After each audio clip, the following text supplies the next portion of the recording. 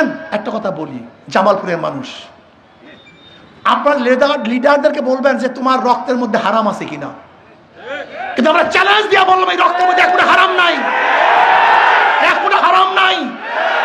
আমার রক্তের মধ্যে হারাম নাই, আমার বাবার রক্তের মধ্যে হারাম নাই, আমার দাদার রক্তের মধ্যে হারাম নাই। পারলে বলো তোমরা লিডাররা, চ্যালেঞ্জ দাও, পারলে চ্যালেঞ্জ দাও যে তোমার লিডারের মধ্যে হারাম নাই, তোমার বাবার লিডার তার লিডারের বাবার মধ্যে হারাম নাই, তার বাবার দাদার মধ্যে হারাম নাই।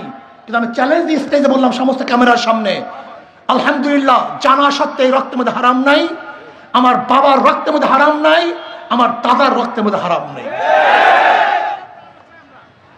আমরা মিথ্যা বলি না, আমার বাবাই মিথ্যা বলেন নাই, আমার দাদাই মিথ্যা বলেন না। বাংলাদেশ কর্তৃক আয়োজিত আজকে এই যুব সম্মেলনের সম্মানিত সভাপতি শ্রদ্ধাভাজন ওলামায়ে কেরাম, সর্বস্তরের জনগণ ভাইয়েরা আমার, আজকে বাংলাদেশের অবস্থা কি কম বেশি আমরা সবাই জানি। বাংলাদেশের ভূখণ্ড অবস্থাও অনেকে আমরা জানি। এই দেশ বারবার পরিবর্তন হয়েছে। ব্রিটিশ 200 বছর শোষণ করেছিল। ব্রিটিশদের বিরুদ্ধে প্রথম আন্দোলনের সূচনা করেছিল মুসলমানদের আন্দোলনের ভিত্তিতে ব্রিটিশ এদেশ থেকে পালাতে বাধ্য হয়েছিল। ভেবেছিলাম দুর্নীতি থাকবে না, মানুষ শান্তিতে বসবাস করতে পারবে, কিন্তু সংখ্যাগরিষ্ঠরা সংখ্যালঘু মুসলমানদের উপরে জুলুম অত্যাচার অবিচার করার কারণে মুসলমানরা চিন্তা করছে মুসলমানদের জন্য আলাদা ভূখণ্ডের প্রয়োজন। আলাদা ভূখণ্ড হলেই আমরা শান্তি পাবো, মুক্তি পাবো। মুসলিম লীগের নেতৃত্বে 47-এ ভারত থেকে আমরা আলাদা হলাম, আমরা পাকিস্তান করলাম, ভেবেছিলাম শান্তি পাবো। কিন্তু পশ্চিম পাকিস্তানের লোকগুলি পূর্ব পাকিস্তানের সাথে বৈষম্য করছে। আবার 71-এ পশ্চিম পাকিস্তানকে ভাগ হলাম, আমরা স্বাধীন হলাম, ভেবেছিলাম শান্তি পাবো, মুক্তি পাবো। এই ভূখণ্ড বারবার পরিবর্তন হয়েছে। বহু দলের শাসন আমরা দেখেছি। আমরা মুসলিম লীগের শাসন দেখেছি, আমরা আওয়ামী লীগের শাসন দেখেছি, আমরা বিএনপির শাসন দেখেছি, আমরা জাতীয় পার্টির শাসন দেখেছি, আমরা জোটের শাসন দেখেছি।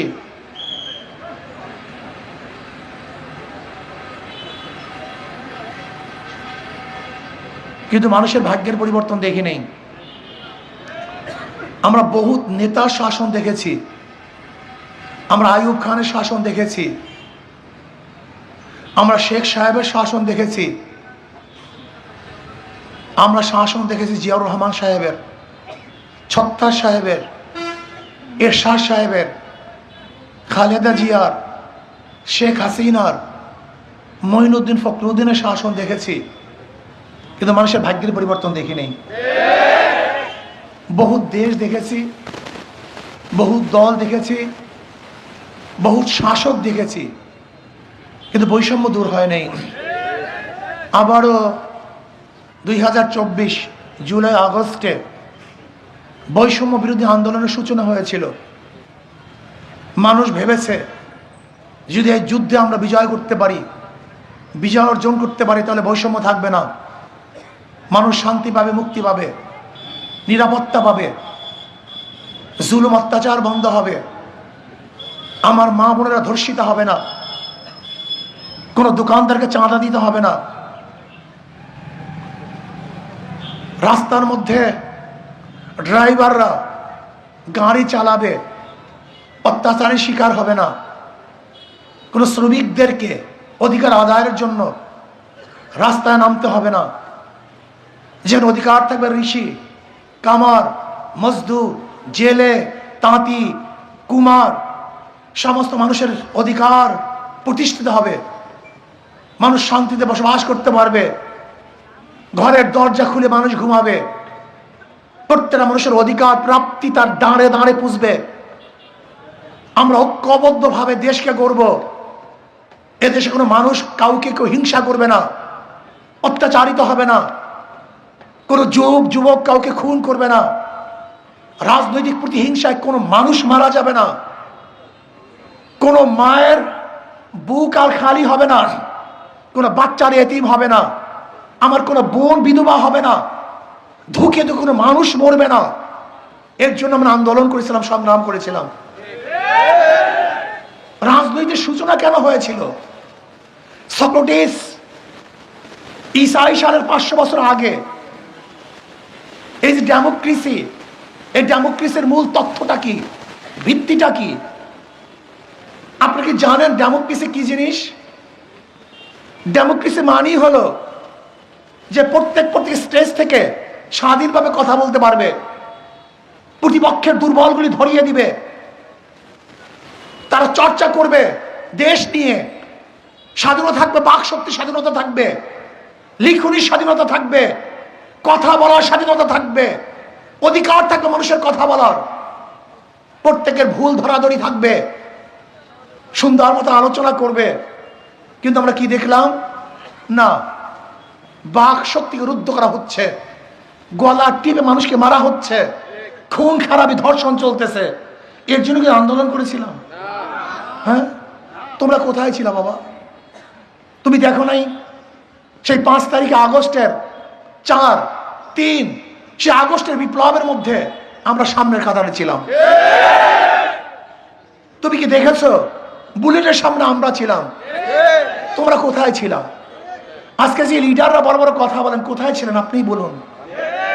আপনি ছিলেন এসির মধ্যে আর আমরা ছিলাম বুলেটের সামনে। আপনি ছিলেন আরামে আর আমরা ছিলাম ট্যাঙ্কের সামনে। আজকে বড় কথা বলেন। হ্যাঁ, কি করেছেন? আমি বিবেকবান বন্ধুদেরকে বলবো, যাদের মাথার মধ্যে ঘিলু আছে, যাদের ঘিলু নষ্ট হয়ে গেছে তাদের কাছে আমার কোনো বক্তব্য নেই, যাদের ঘিলু পচে গেছে তাদের সাথে কোনো বক্তব্য নেই। আচ্ছা বলতো, এদেশে 71-এর পরে শেখ সাহেবকে ক্ষমতা বসিয়েছিলাম, 72-এর সংবিধান রচিত হয়েছিল। তোমরা কি জানো 73-এ নির্বাচন হয়েছিল? 73 সনে 1973-এ নির্বাচন হয়েছিল। সেই নির্বাচনে 293 সিট পেয়েছিল কি জানো? আওয়ামী লীগ। এই মোস্তাক সাহেবকে কিভাবে পাশ করা হয়েছে জানো? হেলিকপ্টারে। মোস্তাক সাহেব বাড়ি কুমিল্লা দাউদকান্দি, সেই দাউদকান্দির থেকে ভোটের বাক্স হেলিকপ্টারে নিয়ে এসে এই মোস্তাক সাহেবকে শেখ সাহেব পাশ করিয়েছিলেন।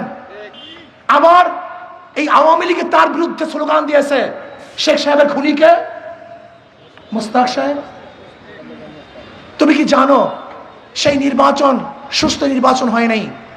সেই নির্বাচন হয়েছিল এক অপশক্তি নির্বাচন, জুলুমে নির্বাচন, অত্যাচারীদের নির্বাচন। 93-তে যারা 293টা সিট পেয়েছিল, 75-এ সেই লিডার আর দুনিয়াতে নাই। আবার এসছেন জিয়াউর রহমান সাহেব। পাকিস্তানের পরে শেখ সাহেব, তিনি ক্ষমতায় এসে বাকশাল করলেন, একনায়কতন্ত্র, কোনো দল থাকবে না, কোনো গোষ্ঠী থাকবে না। জিয়াউর রহমান সাহেব বহু দলীয় গণতন্ত্র সৃষ্টি করলেন, সবাইকে রাজনীতির অধিকার দিলেন, মানুষ রাজনীতি করবে, সবাই কথা বলবে, ভেদাভেদ থাকবে না, রাজাকার কে আলবদর কে আশামস থাকবে না। এর জন্য জিয়াউর রহমান সাহেব সবাইকে নিয়ে রাষ্ট্র গড়ার জন্য তেনার সরকারের, জিয়াউর রহমান সাহেব প্রেসিডেন্ট, তার প্রাইম মিনিস্টার কে ছিল? শাহ আজিজুর রহমান। এই তো জানেন মুরব্বীরা। জিয়াউর রহমান সাহেব প্রেসিডেন্ট, শাহ আজিজুর রহমান সিভিলিয়ান ছিলেন প্রধানমন্ত্রী। আপনি কি জানেন আজিজুর রহমান সাহেব কে? একজন রাজাকার। অথচ আমাদের দেশের যারা বিএনপি করে, ছাত্র দল করে, বন্ধুরা জানিই না আজকে রাজাকারের বিরুদ্ধে স্লোগান দিলে এই স্লোগান চলে যায় জিয়াউর রহমান সাহেবের বিরুদ্ধে। ও জানিই না ও রাজনীতি করে। আমি আশ্চর্য হয়েছে এদের জ্ঞানের পরিধি। এরা কি রাজনীতি করে, কিসের কিভাবে রাজনীতি আমার জানা নেই, আমি জানি না। আচ্ছা বলো তো, শাখা চৌধুরী তিনি কে? তিনি কি বিএনপির লোক না? যাকে এই শেখ হাসিনা ফাঁসিতে ঝুলিয়েছিলেন, শাখা চৌধুরী কে? সে কার লোক ছিল? কোন দলের লোক ছিল? কোন দলের মন্ত্রী ছিল? তুমি কি তোমার নিজের চেহারা মাখতেছো নাকি? ইতিহাস জানো। শুধু গাজার কলকি মুখে নিয়ে রাজনীতি করা যায় না। ইতিহাস জানতে হয়, শিখতে হয়, বুঝতে হয়, না লজ্জিত হবা, শরম পাবা। দেখো এই দেশ কিন্তু আগে সেই দেশ না। তুমি কেন বুঝো না, তোমরা কেন বুঝতেছ না বন্ধু? আগে একটা খবর ছাপা হয়তো ঢাকায়, ধরো যেই পত্রিকাগুলো সবচেয়ে বেশি প্রচারিত ছিল তার সার্কুলেশন কত ছিল? হয়তো 3 লক্ষ বা 2.5 লক্ষ। ঢাকায় ঘটনা ঘটতো, বাংলাদেশের বিভিন্ন জায়গায় ঘটনা ঘটতো, মানুষের দ্বারে পুষতো, 3 লক্ষ মানুষ পড়তো না পড়তো, বিশ্বাস করতো কি করতো না, একটা পরিবর্তন হতে সময় লাগতো। আর এখন আমি এই বক্তব্য দিতে আসি, 1 মিনিটের মধ্যে গোটা দুনিয়ায় বক্তব্য দেখবে। তুমি ভেবেছো সে আগের পরিবর্তন যেরকম টাইম নিয়ে হইতো এখনো সেইভাবে পরিবর্তন হবে? হ্যাঁ, তুমি আগের মানুষকে যে বোকা মনে করতে, এখন সেই মানুষ বোকা, এটা তুমি ভাবতেছো?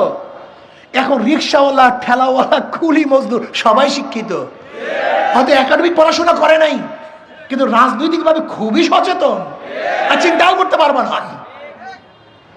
আমি আমার বন্ধুদেরকে বলবো, দেখো হিংসাচার বাদ দাও, মারামারি কাটাকাটি, এটা জিয়াউর রহমান সাহেবের আদর্শ না। জিয়াউর রহমান সাহেবের আদর্শ ছিল সবাইকে নিয়ে দেশটা গড়া। আর তোমার স্লোগান কি? অমুককে রাখবো না, অমুকের দাঁত হালাইয়া দেব, অমুকে বিদায় দিয়া দেব। এটা তোমার নেতার আদর্শের খেলাফ। কমপক্ষে জিয়াউর রহমান সাহেবকে নিয়ে স্টাডি করো, কমপক্ষে মিনিমাম জিয়াউর রহমান সাহেবকে নিয়ে গবেষণা করো, তার বক্তব্যগুলো পড়ো, তার বক্তব্য শোনো, বক্তব্য জানো, তারপর আন্দোলন করো, তারপর রাজনীতি করো। তুমি এত বোকা হবা কেন? যারা পড়াশোনা করে তারা বোকা হবা কেন? পড়াশোনা করো, জানো তিনি কি বলতে চেয়েছেন, আদর্শ কি ছিল, রাজনীতি কি ছিল, তোমাকে জানতে হবে অবশ্যই। আমরা ভেদাভেদ করবো কেন? আমরা ভারতের বিরুদ্ধে সবাই ঐক্য, ফ্যাসিস্টের বিরুদ্ধে সবাই ঐক্য, জুলুমের বিরুদ্ধে আমরা সবাই ঐক্য, খুনিদের বিরুদ্ধে সবাই ঐক্য। এই দেশকে গঠন করার জন্য আমরা সবাই ঐক্যবদ্ধভাবে কাজ করি, এটি হওয়া উচিত।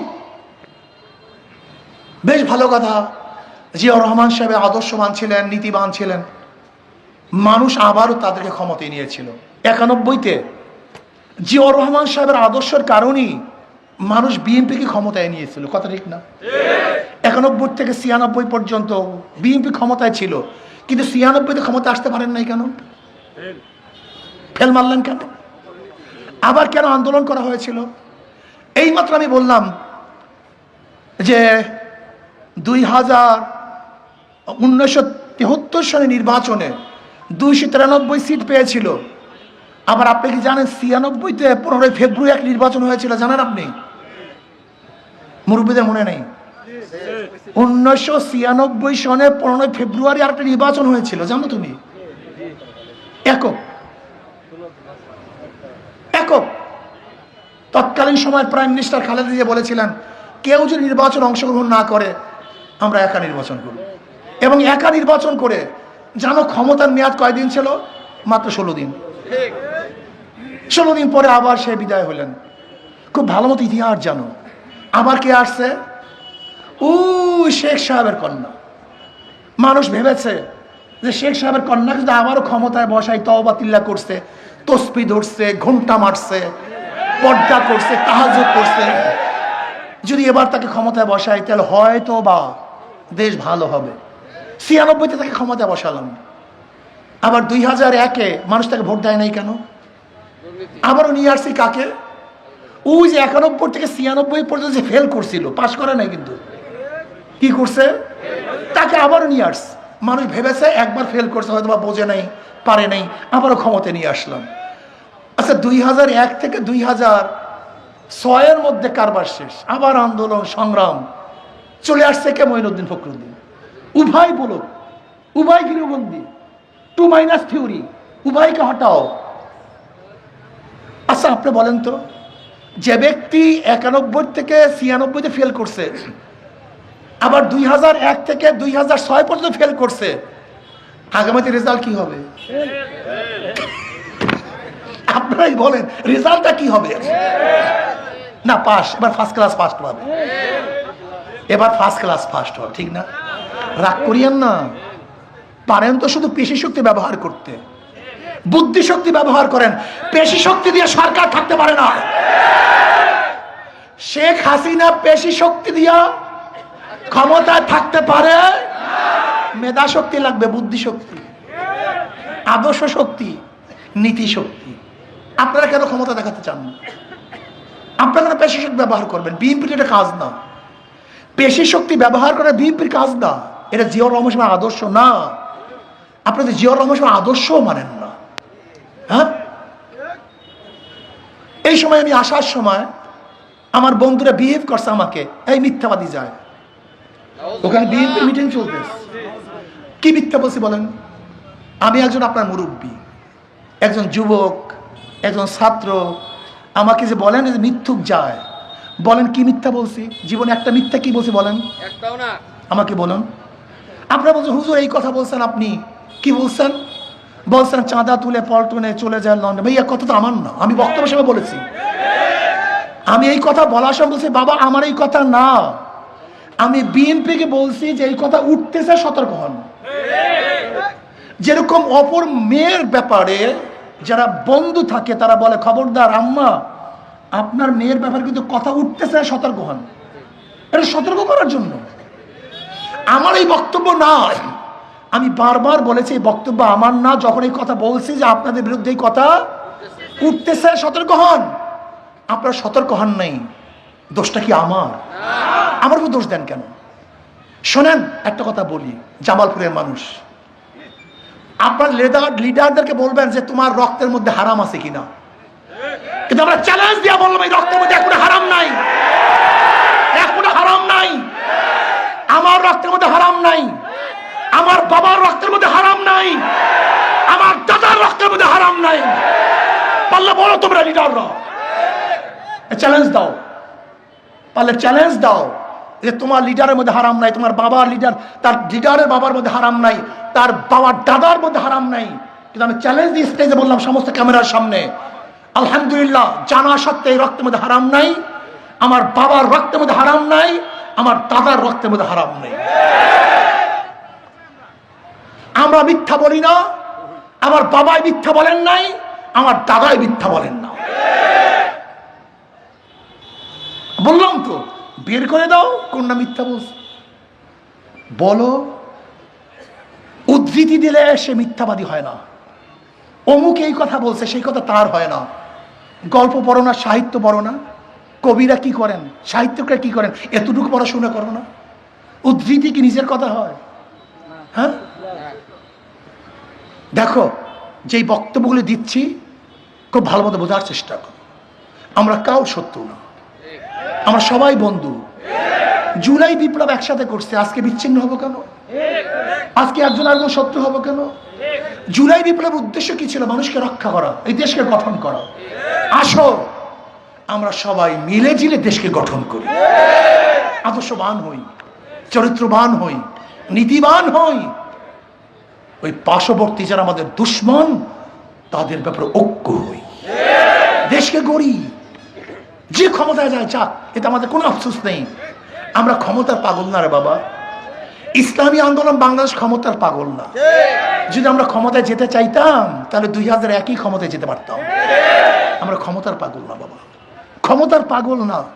এই যে লোকগুলি আসছে দেখছো, একজনও ক্ষমতার পাগল না, নিজের পয়সা দিয়ে আসছে, নিজের পয়সায় যাবে।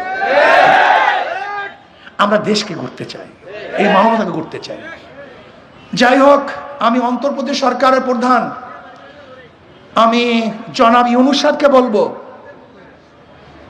জাতিসংঘের যে মানবতা অধিকার দপ্তর আপনি নিয়ে আসছেন, আমরা মানবাধিকার দপ্তর বাংলাদেশে চাই না। এটা মানবাধিকার দপ্তর নয়, এটা সমকামীদের দপ্তর। এখানে যে প্রধান হয়ে আসছে সে সমকামী। এই সমকামী প্রমোট করতে আমরা চাই না, এটা আমাদের দেশের সংস্কৃতি না। আমি ডক্টর ইউনূস সাহেবকে 2 হাত করজোড়ে অনুরোধ করব, আপনার বিরুদ্ধে আন্দোলন ওঠার আগেই এই মানবাধিকার অফিস আপনি এখান থেকে বিদায় দিয়ে দেন। মুসলমান এসে বড় মানবাধিকার গোটা দুনিয়ার মধ্যে কেউ নাই। কাজী কোরআন ও হাদিস যাদের কাছে আছে, অন্য কাউর থেকে মানবাধিকার তার শেখার কোনো প্রয়োজন নেই। কি আপনারা এখানে মানবাধিকার অফিস চান? বিশ্বাস সবাই হাত তোলেন। কেউ চান? আমরা কেউ চাই না, কেউ চাই না।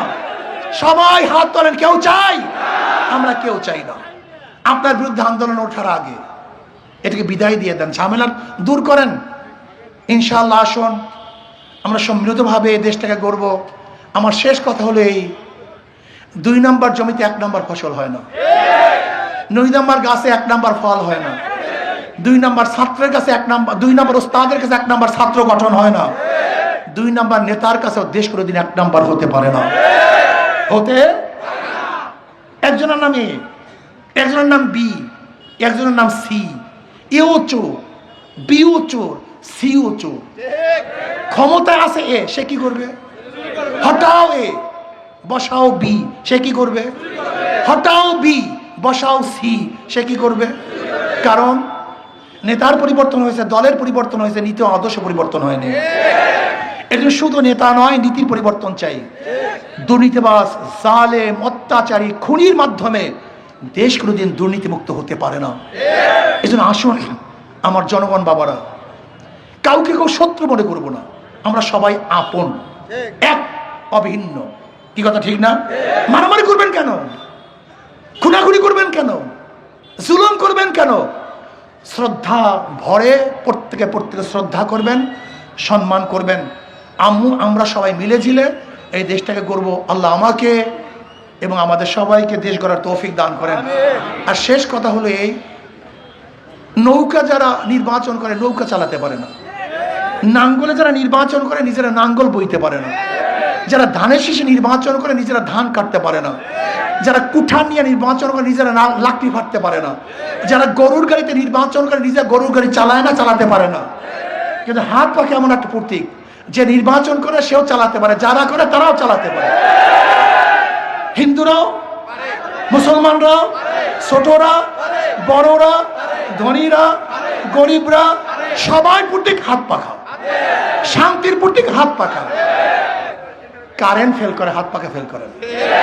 আসুন না, কেউ কেউ মার্কা নিয়ে ঘুমায় না, নাঙ্গল কেউ বুকে নিয়ে ঘুমায় না, নৌকা কেউ বুকে নিয়ে ঘুমায় না, ধানের শীষ কেউ বুকে নিয়ে ঘুমায়।